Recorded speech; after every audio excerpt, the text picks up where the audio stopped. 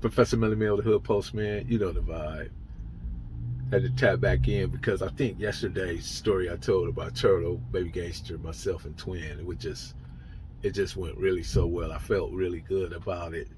So I decided to tap back in with you guys again today. You know what I mean? Because a lot of I was talking to a guy. Let me explain this. And he talking about doing a 360. And when he told me about the 360, I said, no, brother, listen, man. You want to do a 90 or a 180 because when you do a 360, you wind up back in the same place you started from. Go on and let that sink in, man. Y'all let that sink in right there, man, because you don't want to do no 360 in the circle of life. Because if you do, you wind up in the same goddamn space you started from. So think about 90s and 180. First, before I get started, I want to give a great big old shout out to my boy Loco Vision out there in Texas, man. He out there in H-Town, man. Y'all go on and shout that brother out, man. Tap into his network, his podcast, his videos, man. That brother right there is doing amazing things down there in Houston. He's really influential. He was like on the forefront of these videos far before I even got in and a lot of others. And I just want y'all, to love on that brother, man, because that brother right there, I got to tap in, man, because I got to get some gain from him with this video stuff, you know what I mean, so I can elevate myself and get to a better place, man. But today, I'm going to talk about Killa Wayne, man, our favorite, the hands of fucking God.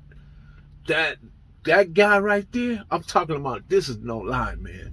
That guy, when I'm talking about hands, just think about Killa Wayne. He was sparring with George Foreman. So you can imagine what kind of hands he got. This man, his hands was just very vicious, quick, real stern. I mean, his skill level was like Mayweather, but he hit like Ali, you know what I mean? And he danced like Ali, you know what I mean? And was ferocious like Mike Tyson, man. You can roll all them up and you got Killa Wayne.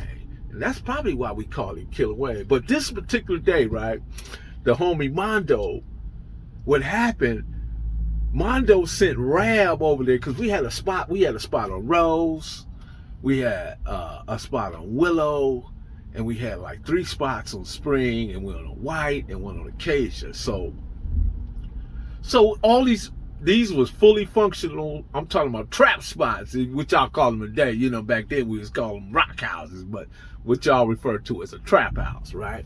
I'm talking about they functioning, man. We pulling out thousands every day, you know what I mean? So this particular day, Killa Wayne is over there on Willow.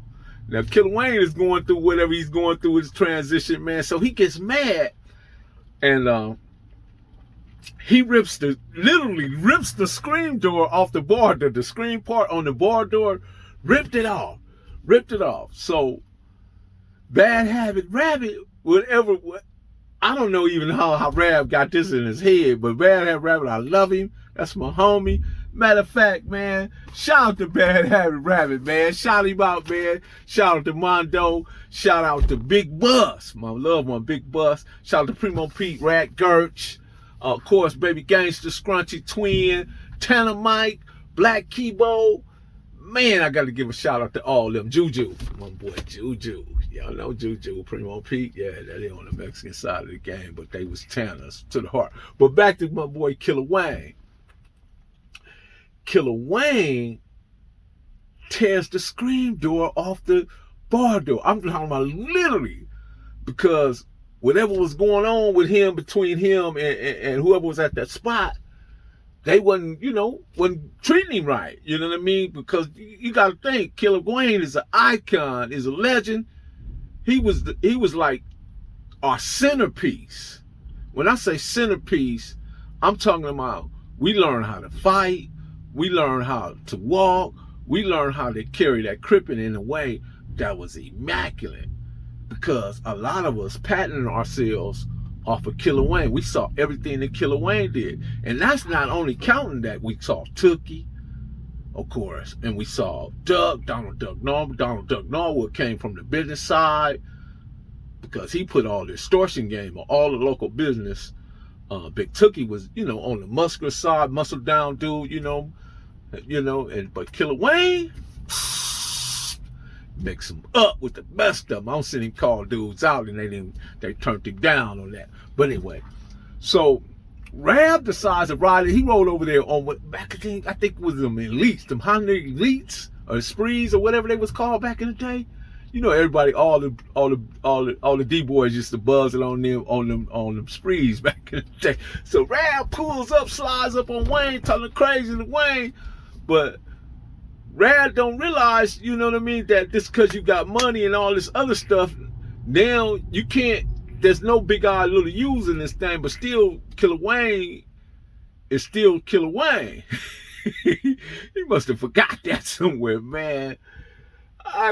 Mondo tell me, man, go around and see what's happening, man. Go around there, man. Rab laid out in the middle of the streets, man. And I ain't trying to put the homie down. The homie, you know what I mean? He just got out of his element, man. He was just overpowered, man. And I think he just forgot who he was dealing with, man. Just Killa Wayne, man. How you gonna confront Killa Wayne by yourself, man? You better have about 5, 6 homies with you when you trying to address Killa Wayne. And at that point, Killa Wayne's understanding had became zero. You know what I mean? But he would come over there, you know what I mean? And of course, Killa Wayne, he respect Mondo, Mr. Minds. He called him Mr. Minds, just like Twin Mr. Minds.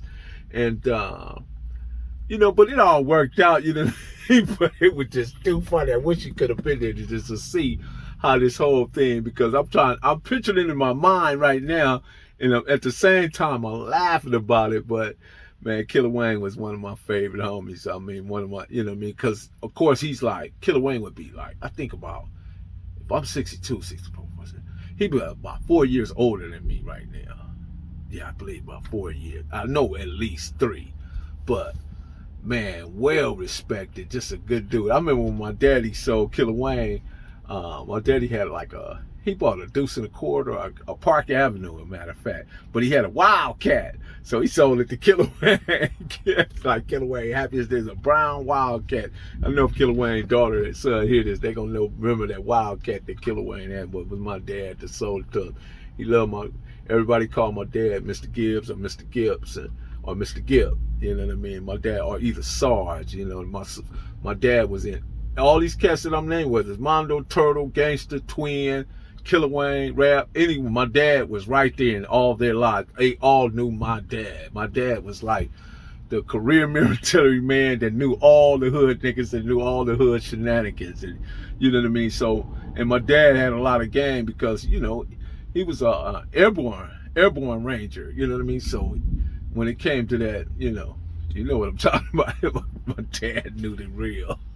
But anyway, so yeah, just wanted to shout out my boy Loco, give him his love, you know what I mean? Because he down there in Texas doing phenomenal things, and I'm gonna tap in with him, you know what I mean? See, can I get that raw interview from Loco? Because I'm telling you, Loco been doing this thing for a while, you know what I mean? And we need some a perspective from the Texas side. You know what I mean? I'm talking about that has the right tonality, the right phraseology, and is not controlled by impulse. You see, because this man, he's very rational, and he uses logic when he does his interviews and his thing. If you just sit down and listen to him, you'll understand what I'm saying. So just want to shout out Loco right there, and also give a shout out to all the rest of my homies out there. If I didn't name you, whether it's Bay Rob, B-Bob, Jack All Sleep, Sleep Hudson, Kizzy, J-Dog, Pep, I'm just going through Black T-Bone, light-skinned T-Bone, Hub. God damn it, I can't remember Nut, Saturated, Cecil Bop, New Bop, Rudy. Man, I can go on, and Rat, and shit. My brothers, of course, Big Age, my brother BK, my brother, homie Cruz, my mother, one in Mike, Psycho Mike, rest in peace. Tanner Mike, there's so many, I can't get them all. Tubby, D-Dog, so many, I just can't get them all in. I could keep going on and on with these names, and y'all probably get tired of hearing them. But once again, Professor Melly Mel, the Hood Postman, you know the vibe. And man, I got a Gangster and Mondo story. I'm gonna get back to y'all with that Gangster and Mondo story, because they're two bookends. They're two bookends to a broader perspective and a real depth in-depth look into the Tanner, into that world, to where you can guys get a full understanding of the operation, the foundation in which we was operating from. Because if you don't know much, you can't do much. You run out of game, you're gonna run out of money. Bitter Dog Bruno, shout out to my boy Bitter Dog Bruno. Big T, Killer Raider, rest in peace. Had to put him in there too, man. You know, I started thinking about Ninja Ben. I'm talking about, man, just Sasquatch, man. Damn, rest in peace, both of them cats. Ninja Ben, Sasquatch. Damn, Feats. Damn, Lil Ray Boy.